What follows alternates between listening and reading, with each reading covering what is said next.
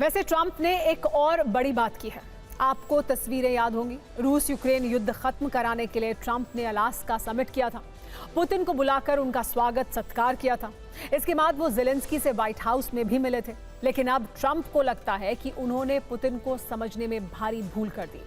Axios के अनुसार Trump ने अपने विश्वास पात्र लोगों के सामने ये स्वीकार किया है कि उन्होंने पुतिन की शांति की इच्छा को गलत समझा था, लेकिन उन्होंने इस धारणा को खारिज कर दिया कि नेतन्याहू उनके साथ छल कर रहे हैं।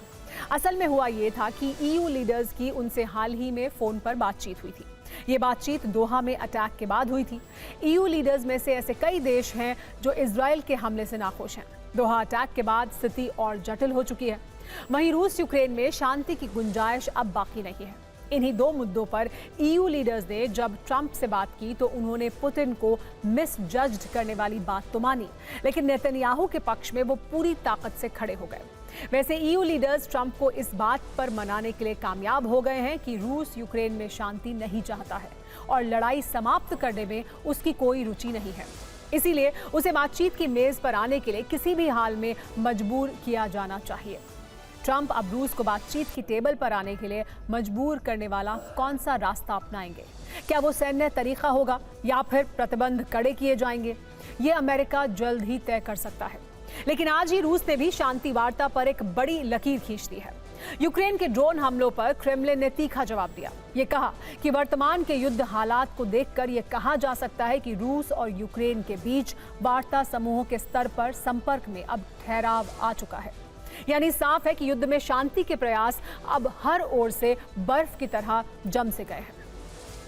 यही वजह है कि युद्ध की तैयारियां अब नेटो की ओर से भी तेज हो चुकी हैं।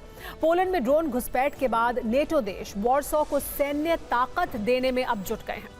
फ्रांस ने कहा है कि पोलैंड की हवाई सुरक्षा के लिए वो 3 राफेल फाइटर जेट भेजेगा। उधर जर्मनी ने एयर पुलिसिंग की तैनाती दुगनी कर दी है। पोलैंड मिशन पर अब 4 यूरो फाइटर जेट रहेंगे।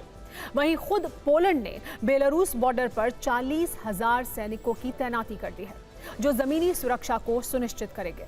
इसके अलावा रूस की आक्रामकता को जवाब देने के लिए 10 नॉर्दर्न यूरोपियन नेटो देश कर रहे हैं ट्रासिस 25 वॉर ड्रिल शुरू। 30,000 सैनिकों के साथ पोलैंड सैन्य अभ्यास में शामिल है। लिथुआनिया यहां थंडर स्ट्राइक ड्रिल कर रहा है। सबका मकसद एक है, रूस को काउंटर करना। उधर रूस ने आज से कौन सी बड़ी तैयारी शुरू कर दी है, ये भी सुन लीजिए। रूस बेलारूस जॉइंट स्ट्रेटेजिक ड्रिल ज़ेपैड 2025 शुरू कर चुके हैं। ड्रिल में न्यूक्लियर केपेबल मिसाइल ओरेशनिक भी शामिल है। बाल्टिक और बैरेंट्स सी और ट्रेनिंग ग्राउंड पर यह ड्रिल की जा रही है। अभ्यास में सेना और क्षेत्रीय कमांड के समन्वय पर जोर दिया जा रहा है।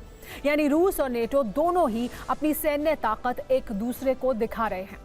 हम किसी से कम नहीं, हम भी हैं जोश में जैसी टैगलाइन के साथ तीसरे विश्व युद्ध की विध्वंसक पिच को तैयार कर रहे हैं।